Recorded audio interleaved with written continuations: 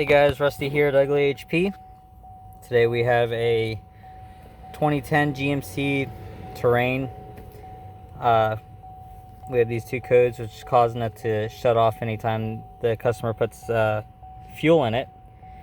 So I'm just going to show you guys where this purge valve is. Right now the customer hasn't approved of the work, but we'll come out here and messed up front end. Don't know how they messed it up, but behind the throttle body on the passenger side, let me see if I can get my light on it, John. I mean, guys, you have that hose right there, which will go into the purge valve. Purge valve has a 10 millimeter on the bottom side. You can reach your hand in here, hopefully, John, guys, and you'll be able to unscrew it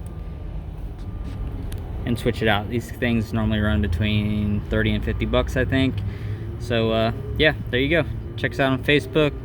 John, leave a comment, and as always, keep wrenching.